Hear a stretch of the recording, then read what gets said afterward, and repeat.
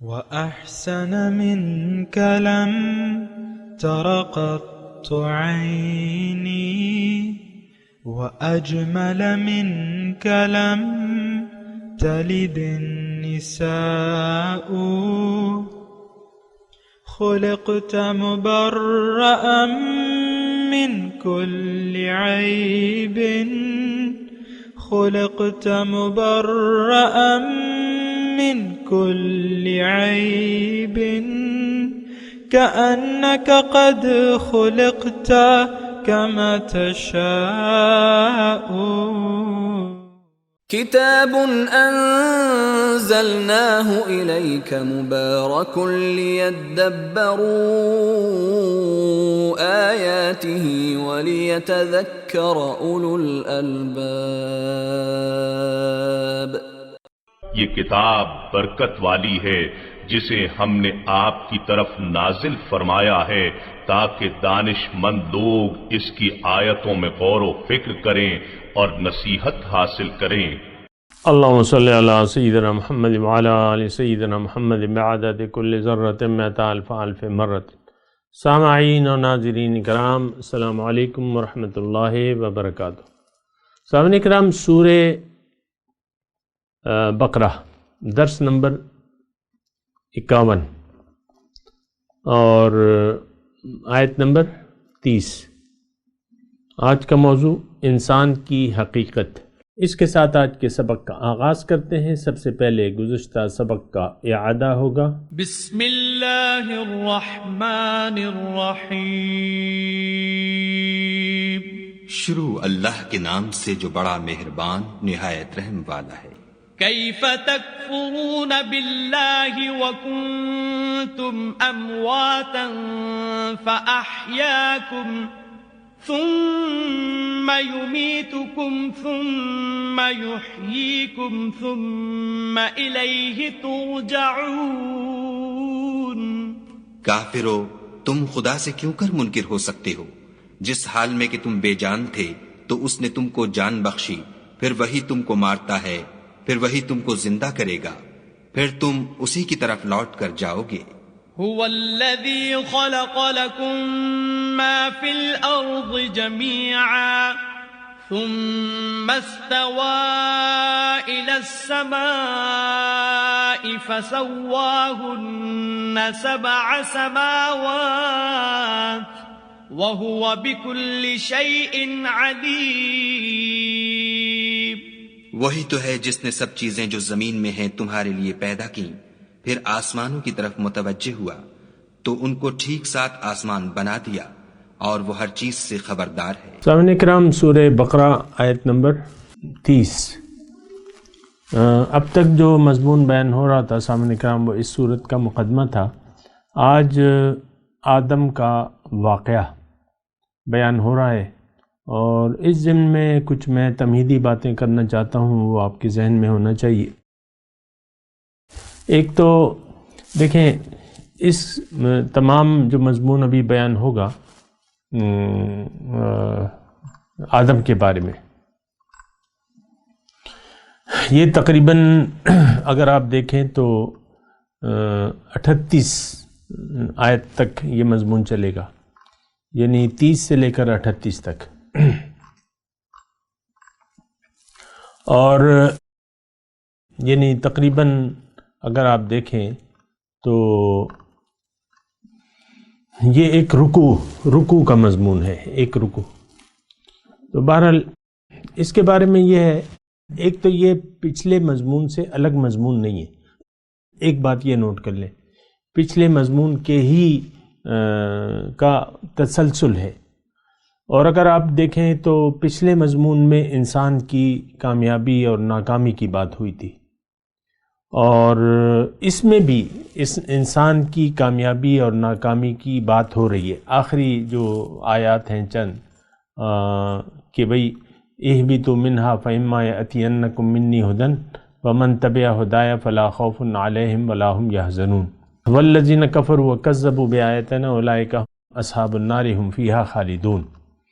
تو اس آیت میں بھی انسان کی کامیابی اور ناکامی کی بات ہو رہی ہے. اور جو گزشتہ مضمون اگر آپ دیکھیں شروع سے جو سورہ مبارکہ کا مضمون ہے کہ اولئک علی ھدی من ربہم واولئک ھم المفلحون والذین کفروا وکذبوا بآیاتنا اولئک اصحاب النار ھم فیہا خالدون، یہ تمام مضمون اسی طرح چلا آ رہا ہے اور بہت بنیادی مضامین ہیں سامعین کرام۔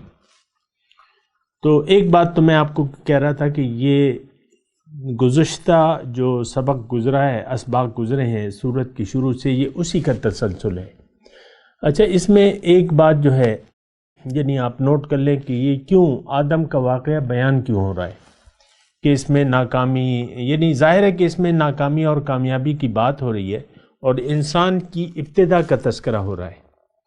اس میں انسان کے دشمن کا بھی ذکر ہے کہ انسان کا دشمن کون ہے، دوست کون ہے، انسان کی کامیابی کا راستہ کیا ہے۔ اگر یہ اپنی فلاح کے یہ مضامین میں بیان کر رہا ہوں، اس رکوع میں جو مضامین ہیں وہ میں بیان کر رہا ہوں۔ انسان کا سب سے پہلے اس میں مقام انسانیت کا بیان ہو رہا ہے کہ انسان کا اس کائنات میں، اللہ تعالیٰ کی جو کائنات اللہ نے پیدا کی ہے، اس میں انسان کا درجہ کیا ہے، مقام کیا ہے، مقام انسانیت اس رکوع میں بیان ہو رہا ہے۔ اور اچھا، اب میں تھوڑا سا اس میں یہ بات کروں گا کہ یہ واقعہ کیوں بیان ہو رہا ہے۔ اصل میں دیکھیں، کامیابی، انسان کی کامیابی اور ناکامی اہل ہے، جیسا کہ اس سورت کے اس رکوع کے آخری 2 آیات بھی انسان کی کامیابی اور ناکامی کے ہیں، اور بات تو ساری یہی ہے، یعنی اللہ تعالیٰ نے انسان کو پیدا کیا ہے جس مقصد کے لیے، اور بامقصد پیدا کیا ہے، یا تو وہ اپنے مقصد میں کامیاب ہوگا یا ناکام ہوگا۔ بات تو ساری نفع اور نقصانی کی ہے، کامیابی اور ناکامی کی ہے۔ ذالک هو الفوز العظیم کے بارے میں، یا وَلَهُمْ عَذَابٌ عَظِيمٌ، فوز عظیم یا عذاب عظیم، 2 ہی صورتیں ہیں۔ اور ہم تو دیکھیں، ہماری جو صورتحال ہے اس وقت، میں آپ کے سامنے بیٹھا ہوں اور ہمارے ارد گرد جن لوگوں کا ہجوم ہے، یہ اپنی کامیابی اور ناکامی کے حقیقی اس کے تصور سے آشنا نہیں ہے، بلکہ ہم ان لوگوں کے ہجوم میں بیٹھے ہوئے ہیں اور ہمیں اپنی زندگی گزارنی پڑ رہی ہے۔ مسلمانوں کی میں بات کر رہا ہوں، جو اپنے مقصد تخلیق سے بھی آگاہ نہیں ہے، اور یہ ان لوگوں کا ہجوم ہے جو اپنے مقام سے بھی آگاہ نہیں ہے، اور ہم سب لوگ تقریباً اپنے مقام انسانیت سے گر چکے ہیں۔ اور اگر دیکھا جائے بنظر غیر، اور کوئی آنکھوں والا یا بصیرت والا انسان دیکھے، تو ہم سب مسلمان، بلکہ ساری انسانیت جو ہے وہ نقصان میں جا رہی ہے، حالانکہ اللہ تعالیٰ نے ہمیں نقصان کے لیے نہیں پیدا کیا۔ ایک بہت بڑا فائدہ ہے جو اللہ تعالیٰ ہمیں دینا چاہتا ہے، اور اس کا میں تذکرہ کرتا رہتا ہوں آپ کو۔ تو میں یہ کہہ رہا تھا کہ ہم جن لوگوں کے ہجوم میں رہ رہے ہیں وہ مقام انسانیت سے گر چکے ہیں۔ گھر میں بیٹھی ہوئی خاتون خانہ ہے اور اس کا شوہر ہے، ان کو پتہ ہی نہیں ہے کہ ہم کون ہیں،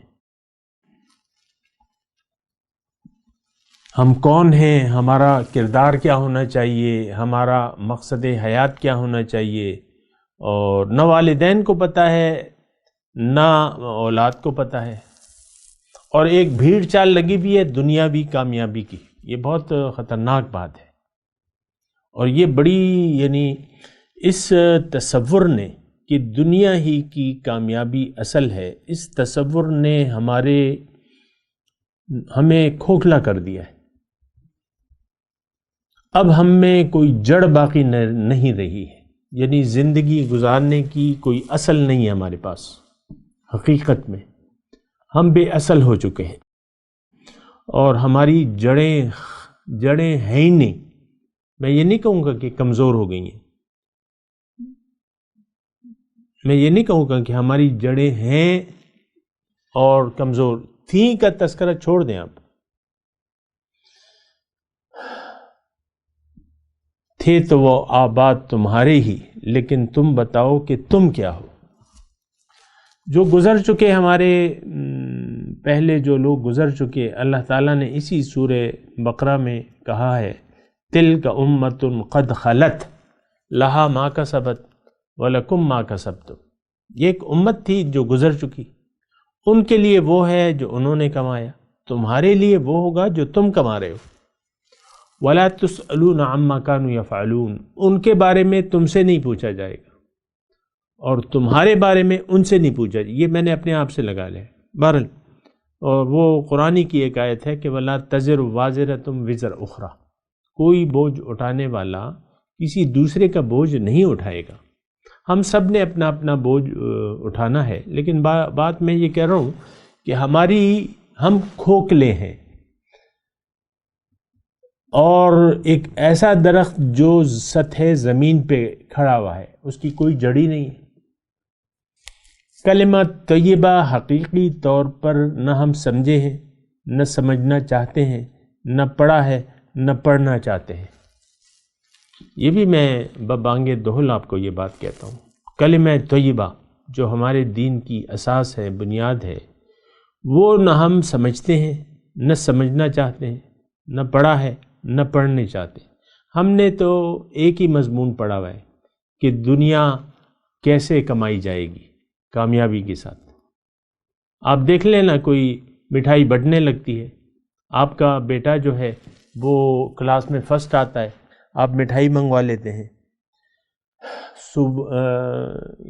یعنی یہ جو وہ ہے میٹروپولیٹن بلدیہ، اس میں کوئی ممبر کامیاب ہو جاتا ہے، خوشی کے شادیانے بجنے لگتے ہیں، کوئی الیکشن میں حصہ لیتا ہے، وہ کامیاب ہو جاتا ہے تو ایک لمبا جلوس نکالا جاتا ہے، اور خوشیاں، اور بس خوشیاں ہی خوشیاں ہوتی ہیں۔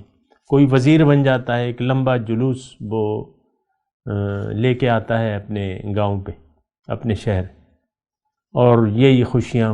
دیکھیں آپ کی خوشیوں کا دار و مدار دنیا پر ہے، ظاہر پر ہے، ظاہری کامیابیوں پر ہے، تو یہ بات تو غلط ہے۔ اللہ تعالیٰ نے ہمیں ظاہری کامیابی کے لیے نہیں پیدا کیا، یہ تو ایک ٹھکانہ ہے عارضی طور پر۔ وَلَكُمْ اسی اس میں آئے گا، اسی رکوع میں، یہ جو آدم کا رکوع بیان ہو رہا ہے، وَلَكُمْ فِي الْأَرْضِ مُسْتَقَرٌّ وَمَتَاعٌ إِلَىٰ حِینٍ، تمہارے لیے عارضی ٹھہرنا ہے، مستقر، اس کی ہم بات کریں گے، اور عارضی فائدہ ہے، ٹیمپریری فائدہ ہے۔ آپ نے کھا پی لیا، آپ کو اچھا کھا پی لیا، اچھا پہن لیا، اچھا رہ لیا، تو یہ تو ٹیمپریری چیزیں ہیں۔ نتیجہ کیا ہے اس زندگی گزارنے کا، وہ دیکھا جائے گا۔ اللہ تعالیٰ نے اس کے بارے میں قرآن میں واضح طور پہ فرمایا ہے کہ ہمارا نفع و نقصان جو ہے وہ کب ہوگا۔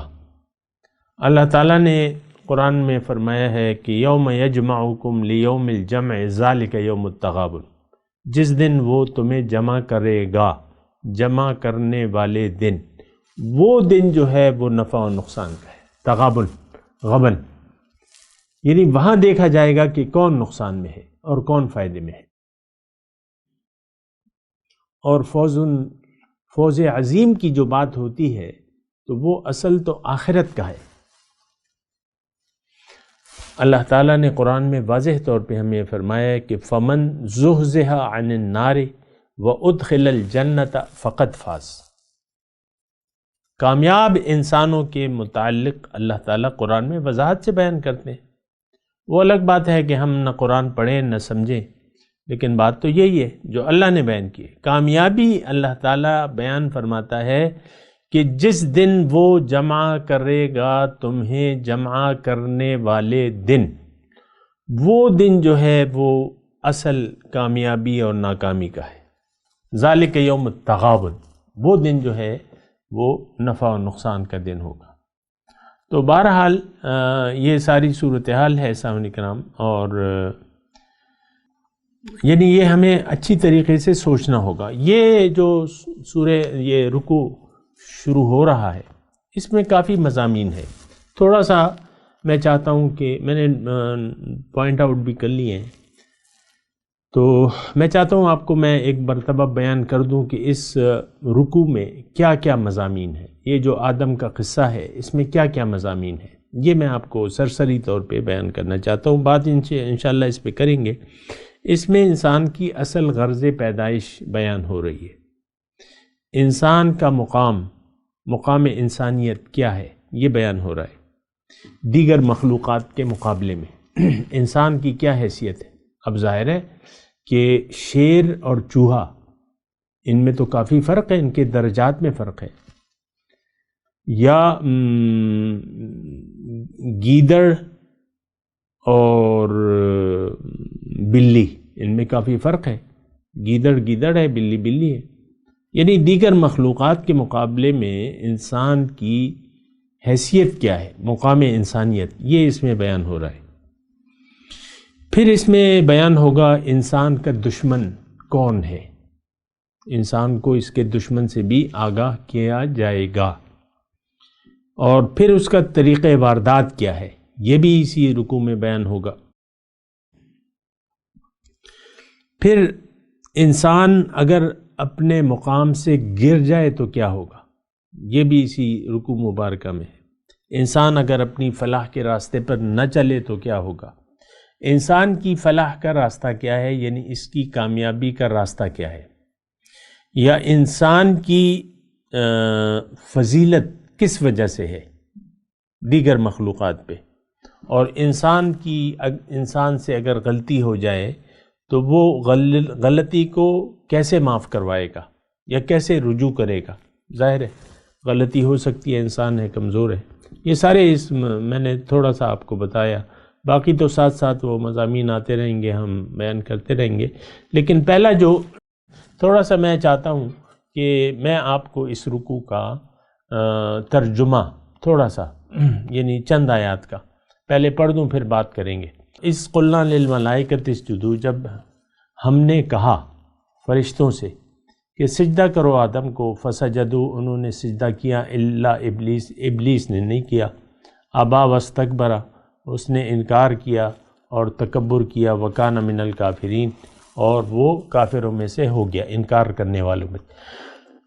وقلنا یا آدم اسکن انت وزوجک الجنت، اور ہم نے کہا اے آدم تم رہو، تم اور تمہاری بیوی اس جنت میں، وکلا منہا رغدا حیث شئتما، اور تم کھاؤ پیو با فراغت جہاں سے تم چاہو، ولا تقربا هذه الشجرۃ فتکونا من الظالمین، اور تم ایک خاص درخت بتایا گیا اس کے قریب مت جاؤ، یعنی اس کو نہ کھاؤ، اس کا پھل نہ کھاؤ، فتکونا، تو تم ہو جاؤ گے ظلم کرنے والوں سے۔ فأزلہم الشیطان، پھسلا دیا ان کو شیطان نے، عنہا، اس کے بارے میں، فأخرجہما، تو نکال دیا، مما کان فی، وہ حالات جس میں وہ تھے، وقلنا اہبطوا بعضکم لبعض عدو، ہم نے کہا اہبطوا، جاؤ، اترو، تم دونوں ایک دوسرے کے دشمن ہو، وَلَكُمْ فِي الْأَرْضِ مُسْتَقَرٌّ وَمَتَاعٌ إِلَىٰ حِينٍ، اور تمہارے لیے زمین میں مستقر،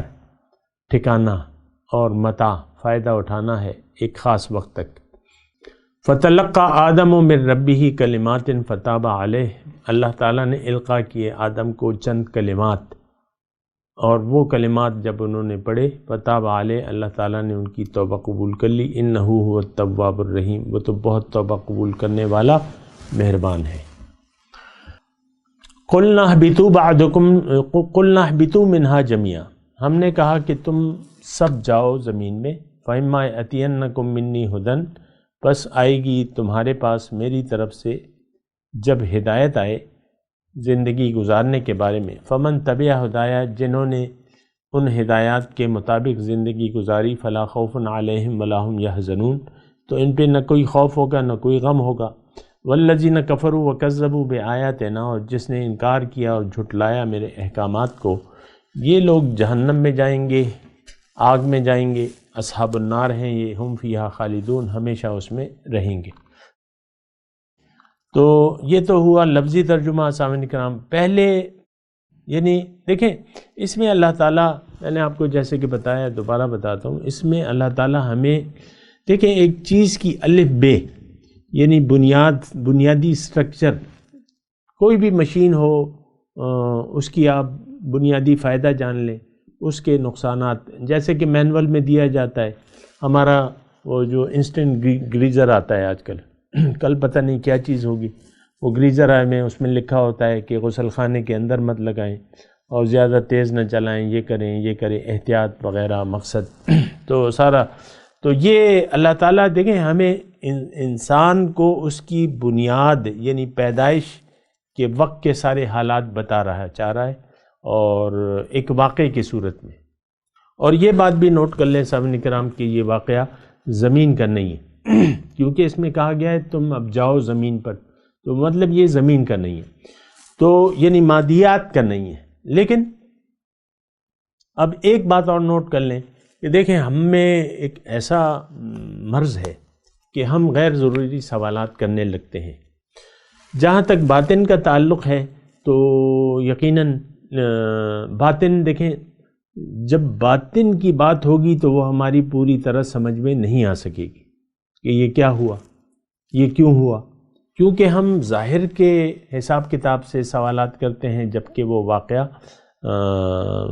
باطن سے تعلق رکھتا ہے. ایک تو یہ ہے کہ یہ باطنی واقعہ ہے، یہ اس روئے زمین کا واقعہ نہیں ہے، یہ ہے علماء بیان کرتے ہیں عالم مثال کا واقعہ. اب عالم مثال ہے کیا، اس کو نہ میں اچھے طریقے سے جان سکتا ہوں نہ آپ جانتے ہیں. بہرحال اس دنیا کا نہیں ہے.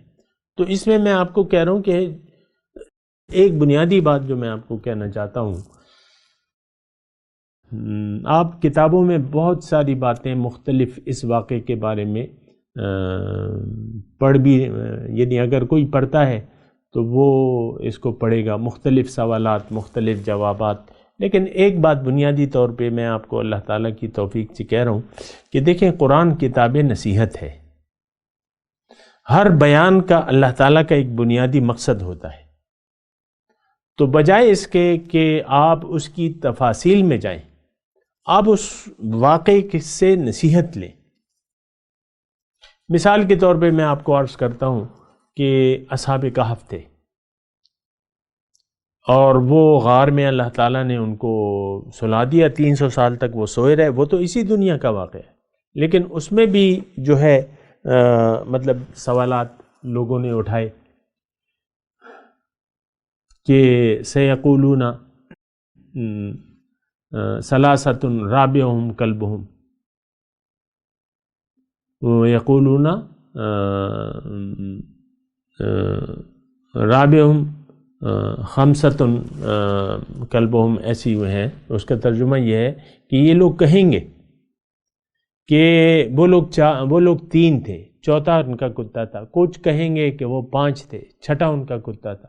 رجمم بالغیب، اللہ نے بیان نہیں کی یہ بات، تم کیوں اس کے پیچھے پڑتے ہو؟ وہ اندھیرے میں تیر چلائیں گے. رجمم بالغیب یعنی ایک واقعہ تمہارے سامنے نہیں ہوا اور تم اس پہ کیوں مطلب وہ کر رہے ہو. تو اللہ تعالیٰ نے پھر اپنے رسول کو اس میں کہا ہے اس واقعے میں فَلَا تُمَارِ فِيهِمْ إِلَّا مِرَاءً ظَاهِرًا وَلَا تَسْتَفْتِ فِيهِمْ مِنْهُمْ أَحَدًا. اپنے رسول کو اللہ تعالیٰ فرماتا ہے کہ تم ان کی تعداد کے بارے میں کسی سے نہ جھگڑو. فَلَا تُمَارِ فِيهِمْ إِلَّا مِرَاءً، مگر ظاہری طور پہ کچھ بات ہو جائے تو ٹھیک ہے، لیکن تم ان کی تعداد کے بارے میں نہ جھگڑو، نہ کسی سے پوچھو، نہ اس کی تحقیق میں لگو. تو دیکھیں ایک بات میں آپ کو کہنا چاہتا ہوں، بہت سے یعنی خاص طور پہ اس واقعے کے تناظر میں بہت سے لوگ کہتے ہیں کہ وہ کیا یعنی وہ درخت کون سا تھا، وہ گندم کا دانہ تھا یا کیا؟ اللہ تعالیٰ نے نہیں بیان کیا، بس یہ بیان کیا ہے وَلَا تَقْرَبَا هَٰذِهِ الشَّجَرَةَ، اس درخت کے قریب مت جانا. اب وہ درخت کون سا تھا، اس کے سوال کی مجھے اور آپ کو کیا ضرورت ہے؟ عجیب کوئی یعنی ہمارا آپ رویہ دیکھیں نا کہ ہم جو ظاہری باتیں ہیں یا سوالات اٹھتے ہیں، بجائے اس کے کہ اس واقعے سے ہم نصیحت لیں، بس اس میں جھگڑنا شروع کر دیتے ہیں. آپ اس واقعے کو دیکھیں تفاسیر میں بہت ڈیٹیل سے بعض اوقات نان ایشوز کو چھیڑا گیا ہے۔ اب یہاں اللہ تعالیٰ نے فرمایا کہ فَأَزَلَّهُمُ الشَّيْطَانُ، شیطان نے انہیں پھسلا دیا۔ اب یہ کیسے پھسلایا؟ کوئی کہہ رہا ہے سانپ کی شکل میں گیا، کوئی کہہ رہا ہے مور کی شکل میں گیا، اور کیا کیا آپ دیکھ لیں گے اس، یعنی کوئی اگر کسی نے دیکھا ہو تو پھر بعض یہ کہیں گے کہ بھئی یعنی اللہ تعالیٰ نے یہاں فرمایا کہ میں نے فرشتوں سے کہا کہ میں حکم سجدہ جو ہے وَإِذْ قُلْنَا لِلْمَلَائِكَةِ اسْجُدُوا لِآدَمَ، تو حکم سجدہ فرشتوں کو تھا اور شیطان کو تو نہیں تھا، تو شیطان کیوں مردود ہو گیا؟ اس کو تو حکم ہی نہیں تھا۔ اب یہ دیکھیں یعنی ہماری ذہنیت کو دیکھیں، یعنی نصیحت نہیں لیتے، قرآن سے جو نصیحت لینی ہے وہ نہیں لیتے، جو اصل مضامین ہے اس کو ہم ڈسکس ہی نہیں کرتے۔ اب اس میں بہت بڑی بڑی باتیں، مقام انسانیت ہے کہ آپ کون ہیں، آپ کا مقام اس کائنات میں کیا ہے، یا آپ کی کامیابی کا راز کیا ہے، آپ کا پیدائش کا مقصد کیا ہے، آپ کی ناکامی کس وجہ سے ہو سکتی ہے۔ اب یہ ایشوز، ان پہ آپ بات تفاسیر میں سب کی بات نہیں کر رہا، لیکن عام طور پہ ایسا ہوتا ہے۔ پھر ہم اسرائیلیاتی واقعات کو بیچ میں لے آتے ہیں، ان کو پھر بنیاد بنا کے بہت سے حضرات جو ہیں، میں دیکھیں کسی پر انگلی نہیں اٹھا رہا، لیکن جو کچھ ہو رہا ہے، جو کچھ لکھا گیا ہے، اس کے بارے میں اپنی ایک رائے پیش کر رہا ہوں، لیکن کسی پر میں ایسے نہیں، لیکن میں کہہ رہا ہوں کہ ہمیں کرنا کیا چاہیے۔ میں آپ سے مخاطب ہوں کہ آپ جب کسی واقعے کو پڑھیں یا سنیں، اس سے آپ بنیادی ہدایت لے لیا کریں، اور نصیحت کے حساب سے، کیونکہ یہ تو الذکر ہے، نصیحت ہے، اور اللہ تعالیٰ نے فرمایا وَلَقَدْ يَسَّرْنَا الْقُرْآنَ لِلذِّكْرِ فَهَلْ مِن مُدَّكِرٍ، کہ میں نے قرآن کو نصیحت کے لیے آسان بنا دیا ہے کوئی اس کو سوچنے والا اور سمجھنے والا؟ تو سوچنا چاہیے، سمجھنا چاہیے۔ واقعہ ایک بیان ہو رہا ہے، اگر وہ اس میں وضاحت نہیں ہے تو آپ اس کے پیچھے کیوں پڑتے ہیں؟ دیکھیں اگر وضاحت کی ہمیں ضرورت ہوتی ہماری نصیحت کے لیے تو ہمیں بیان کر دیتا۔ اگر کوئی خاص درخت کا نام ہمارے لیے فائدہ مند ہوتا تو اللہ تعالیٰ بیان کر دیتا کہ بھئی یہ تو گندم کا درخت تھا یا جو کچھ بھی تھا۔ تو کچھ عجیب سی مطلب ایک صورتحال ہے کہ ہم بنیادی جو نصیحت ہے اس سے ادھر ادھر ہٹ کے نان ایشوز میں اپنا وقت ضائع کرتے رہتے ہیں، جو کہ نہیں کرنا چاہیے، جس میں ہمارے لیے کوئی فائدہ نہیں ہے۔ اب اس میں جو نصیحت کی بات ہے، مثال کے طور پہ میں عرض کر رہا ہوں، جو نصیحت کی بات ہے وہ تو یہی ہے کہ بھئی شیطان دشمن ہے تمہارا، اس سے تم نے بچ کے رہنا ہے۔ اب بجائے اس کے کہ ہم شیطان کو اپنا دشمن سمجھ کے اس سے بچنے کی کوشش کر رہے ہیں، ہم یہ سوال ریز کرتے ہیں کہ بھئی حکم سجدہ تو اللہ تعالیٰ نے فرشتوں کو کیا تھا، شیطان کو کیوں سزا ملی؟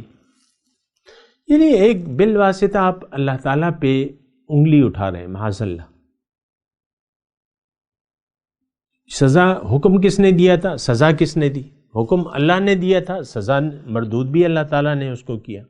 اب یہ تو اللہ کے کام ہے، آپ اس کی تفصیل میں کیوں پڑھ رہے ہیں؟ یعنی تو یہ میں آپ کو اصولی طور پہ یہ بات بتا دوں کہ ایسا نہ کیجئے، غیر ضروری سوالات ریز نہ کیجئے۔ جو نصیحت ہے اس سے، اور اسی نصیحت کی بنیاد پہ ہم یہ واقعہ اللہ تعالیٰ کی توفیق اور اس کے فضل سے ڈسکس کریں گے، اور اس میں اپنے لیے نصیحت دیکھیں گے۔ دیکھیں میں بھی انسان ہوں، آپ بھی انسان ہیں، آپ مرد ہیں، عورت ہیں، جو بھی ہیں، لیکن آپ انسان ہیں، اور آپ کی ایک یا تو آپ کامیاب زندگی گزار رہے ہیں، کامیابی کے راستے پر چل رہے ہیں، ورنہ آپ کا راستہ آپ بھٹک گئے ہیں۔ تو بہرحال اس پہ ہم نے غور کرنا ہوگا۔ میں تلاوت کرتا ہوں تبرک کے لیے کچھ، تو آپ میرے ساتھ دہرائیے۔ اعوذ باللہ من الشیطان الرجیم، بسم اللہ الرحمن الرحیم۔ وَإِذْ قَالَ رَبُّكَ لِلْمَلَائِكَةِ إِنِّي جَاعِلٌ فِي الْأَرْضِ خَلِيفَةً قَالُوا أَتَجْعَلُ فِيهَا مَن يُفْسِدُ فِيهَا وَيَسْفِكُ الدِّمَاءَ وَنَحْنُ نُسَبِّحُ بِحَمْدِكَ وَنُقَدِّسُ لَكَ قال انی اعلم ما لا تعلمون۔ اب ان آیت کی تلاوت اور ترجمہ۔ بسم اللہ الرحمن الرحیم۔ شروع اللہ کے نام سے جو بڑا مہربان نہایت رحم والا ہے۔ وَإِذْ قَالَ رَبُّكَ لِلْمَلَائِكَةِ إِنِّي جَاعِلٌ فِي الْأَرْضِ خَلِيفَةً قَالُوا أَتَجْعَلُ فِيهَا مَن يُفْسِدُ فِيهَا وَيَسْفِكُ الدِّمَاءَ وَنَحْنُ نُسَبِّحُ بِحَمْدِكَ وَنُقَدِّسُ لَكَ قال انی اعلم ما لا تعلمون۔ اور وہ وقت یاد کرنے کے قابل ہے جب تمہارے پروردگار نے فرشتوں سے فرمایا کہ میں زمین میں اپنا نائب بنانے والا ہوں۔ انہوں نے کہا کیا تو اس میں ایسے شخص کو نائب بنانا چاہتا ہے جو خرابیاں کرے اور کچھ تو خون کرتا پھرے، اور ہم تیری تعریف کے ساتھ تسبیح و تقدیس کرتے رہتے ہیں۔ خدا نے فرمایا میں وہ باتیں جانتا ہوں جو تم نہیں جانتے۔ اس کے ساتھ ہی سامعین کرام آج کے درس کا وقت اختتام کو پہنچا۔ انشاءاللہ اگلے درس میں ملاقات ہوگی۔ وآخر دعوانا ان الحمدللہ رب العالمین، والسلام علیکم ورحمۃ اللہ وبرکاتہ۔ مولایا صلی وسلم دائما